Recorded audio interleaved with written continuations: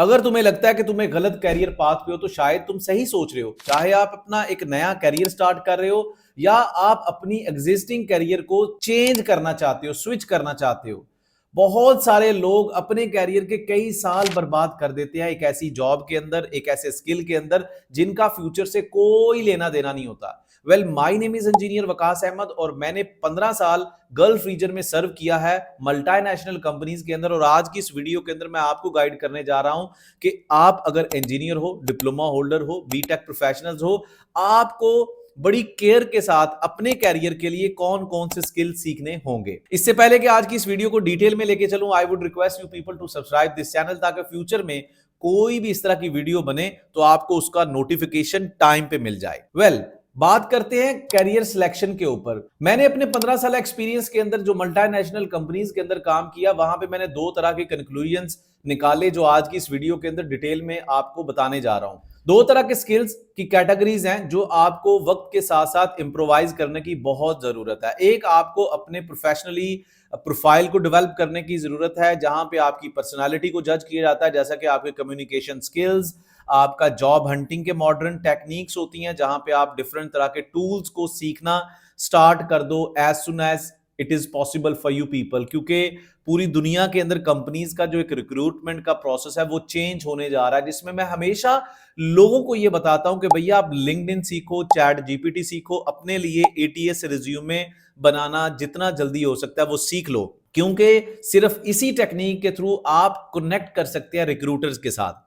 अब आते हैं दूसरी तरफ, जिसके ऊपर मैं आज डिटेल के अंदर बात करने जा रहा हूं, इंजीनियर्स के पर्सपेक्टिव से, डिप्लोमा होल्डर्स के पर्सपेक्टिव से और जितने भी बीटेक प्रोफेशनल्स हैं। देखें, जब बात आती है इंजीनियरिंग करियर की, इंजीनियरिंग इंडस्ट्री की, तो कुछ एक स्किल्स हैं जो आने वाले टाइम में एआई भी रिप्लेस नहीं कर सकती। वो ना तो डिजाइनिंग के स्किल्स हैं और ना ही कोई और फील्ड है, बल्कि मैनेजमेंट के स्किल्स हैं। आने वाले टाइम में एआई जितनी मर्जी तरक्की कर जाए, मैनेजमेंट इंसान को खुद करनी पड़ेगी, चाहे वो बिल्डिंग है, रोड है, oil and gas, pipeline, combined cycle power plant, solar, wind, transmission lines and many more projects. Management का मतलब यह है कि उस प्रोजेक्ट को किस तरीके से लेके चलना है, उसकी स्ट्रैटेजी किस तरीके से करनी है, उस प्रोजेक्ट को कितने टाइम के अंदर कंप्लीट करना है, ये तो डिसाइड किया जा सकता है, लेकिन उस टाइम को किस तरीके से आपने फर्दर डिवाइड करना है, कहां पे कौन से रिसोर्सेज लगाने हैं, कब कौन सी मशीनरी चाहिए, कब कौन सा मटेरियल चाहिए, रिपोर्टिंग तैयार करना, ये ओवरऑल जो चीजें मैं आपको step by step, layer by layer बता रहा हूं, ये कहलाती है project management application. Project management application के बगैर आप दुनिया का कोई भी प्रोजेक्ट सक्सेसफुली बिजनेस प्रॉफिट के साथ कंप्लीट नहीं कर सकते। जितने भी प्रोजेक्ट्स के मैं नाम ले सका या जो मेरे से मिस हो गए, जिनको मैं मेंशन नहीं कर सका, आप भी कमेंट्स के अंदर बताइएगा। उन सब प्रोजेक्ट्स के ऊपर प्रोजेक्ट मैनेजमेंट की इंप्लीमेंटेशन इंतहाई जरूरी है। तो आने वाले टाइम में एआई जहां मर्जी चली जाए, AI will be supportive tool for planning engineers, for project managers. तो प्रोजेक्ट मैनेजमेंट या प्रोजेक्ट प्लानिंग कंट्रोल इंतहाई अहम स्किल है जो सब इंजीनियर्स को, चाहे आप civil engineer, electrical, mechanical, chemical, industrial, diploma holder, कोई भी इंजीनियर है, फ्रेश हैं, मिड कैरियर हैं, एक्सपीरियंस लेवल पे है, आपको इसको लाजमी एक दफा अपने कैरियर में ट्राई देनी चाहिए, ताकि आप पूरी, और इस स्किल को सीखने के बाद आप पूरी इंडस्ट्री की फ्रेम वर्किंग को समझते हैं, ऑर्गेनाइजेशनल अप्रोचेस को समझते हैं कि प्रोजेक्ट्स को कैसे टेकअप किया जाता है और कैसे प्रोजेक्ट्स को डेवलप करके डिलीवर किया जाता है। सो ये एक इंतहाई अहम टूल है, स्किल है। प्रोजेक्ट मैनेजमेंट के कॉन्सेप्ट्स जो है इनको लाजमी सीखना स्टार्ट करें, ताकि आप एक इंजीनियरिंग माइंडसेट से निकल के मैनेजरियल माइंडसेट को अडॉप्ट करें। दूसरा स्किल जो यहां पे मैं आपको बताने जा रहा हूं कि इंजीनियरिंग की जॉब करते करते हम टेक्निकली बहुत स्ट्रांग होते हैं, लेकिन कॉन्ट्रैक्ट जो आपकी किसी भी इंडस्ट्री के अंदर रूल्स एंड रेगुलेशंस को, ऑब्लिगेशंस को, आपकी रेगुलेटरी अथॉरिटीज को यानी कि रेगुलेट करते हैं। आपके प्रोजेक्ट के अंदर डिफरेंट तरह की कंडीशंस होती हैं कि आपका प्रोजेक्ट है, आपका मैन्युफैक्चरिंग यूनिट है, आपके ऑपरेशंस हैं, आपके मेंटेनेंस हैं, उसमें किस तरह से बाई लॉज को फॉलो करना है। आपकी प्रोक्योरमेंट के बाई लॉज क्या है, आपके कंस्ट्रक्शन के बाई लॉज क्या है, आपकी टेस्टिंग के, कमीशनिंग के रूल्स क्या है, स्पेसिफिकेशंस क्या है। इसमें फिडिक की एक बुक है जिसके डिफरेंट तरह के वर्जन्स हैं, red book, silver book, gold book और pink, blue, there are different kind of versions, you can search them and you can read them.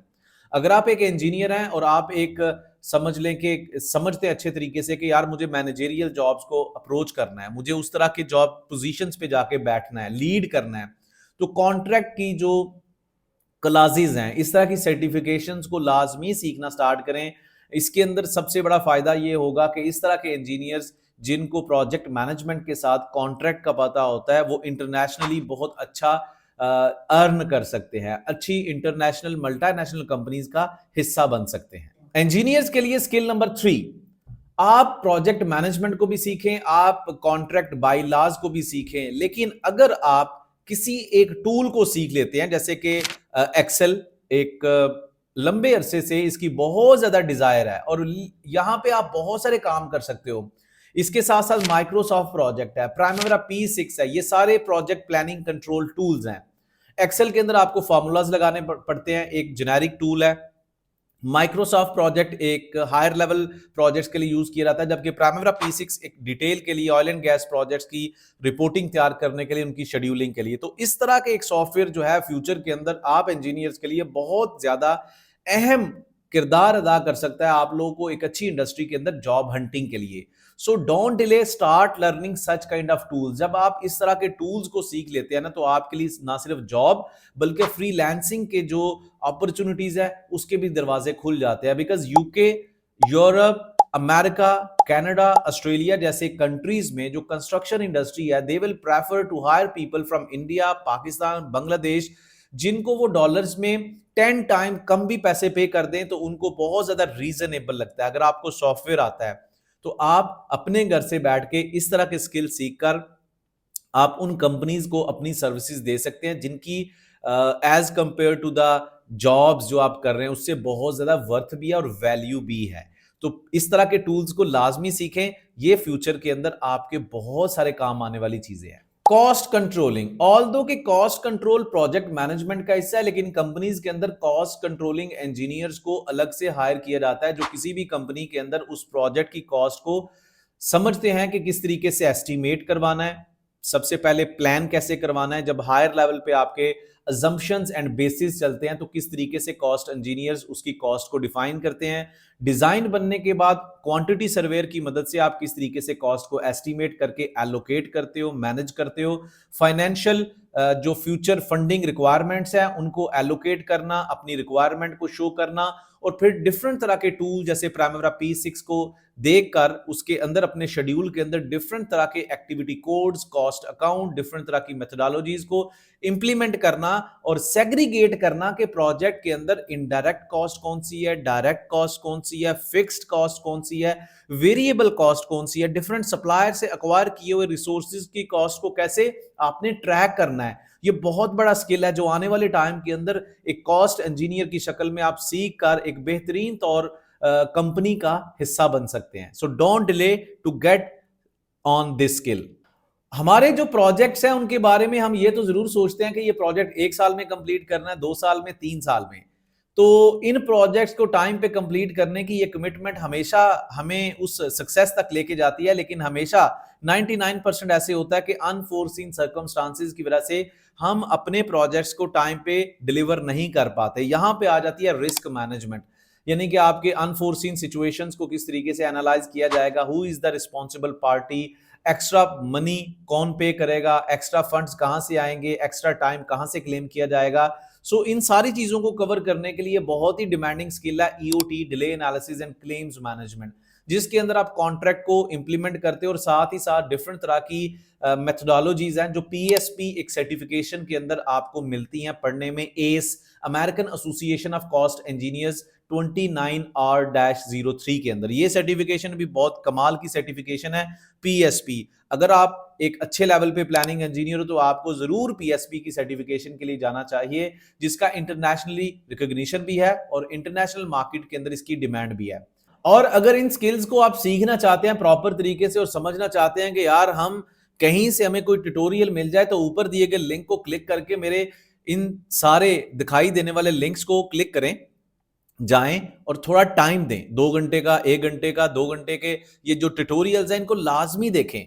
अभी से देखना स्टार्ट करें। इनके साथ कुछ आपको मेरी इसी चैनल के ऊपर प्लेलिस्ट सीरीज मिल जाएंगी जो आपको ये सिखाना शुरू करेंगे कि ये जो आने वाले टाइम के अंदर इतनी ज्यादा डिमांडेड स्किल्स हैं, इनको सीखना स्टार्ट करें। ये आपके एक नए करियर की स्टार्ट है। और ये मत सोचें कि मैंने ऑलरेडी जो करियर है वो 3 साल का टाइम हो चुका है, 4 साल का टाइम हो चुका है। ऐसा नहीं है। आप कभी भी अपनी करियर की स्टोरी को चेंज कर सकते हैं अगर आपके अंदर पोटेंशियल है। अगर आप स्टार्टर हैं, बिगिनर हैं, then it is golden chance for you. अगर आप मिड कैरियर लेवल पे हैं तो अलार्मिंग सिचुएशन फॉर यू कि आप जितना डिले करेंगे उतना आपके लिए नुकसानदेह है। आप जल्दी से जल्दी इन स्किल्स को, ऊपर दिए गए लिंक्स को क्लिक करके, शट डाउन के लोगों के लिए भी प्लानिंग के स्किल्स के मुतालिक सारी चीजें रखी हुई है मैंने, ईओटी के लिए भी, प्राइमेरा P6 के लिए भी। Go now and start learning it. और इससे पहले कि आज की इस वीडियो को साइन अप करूं, I would request you people to subscribe once this channel, क्योंकि अगर फ्यूचर में कोई इसके मुतालिक मैं वीडियो बनाऊंगा तो आपको उनके नोटिफिकेशन नहीं मिलेंगे, कभी भी नहीं मिलेंगे अगर आपने इसको सब्सक्राइब नहीं किया होगा।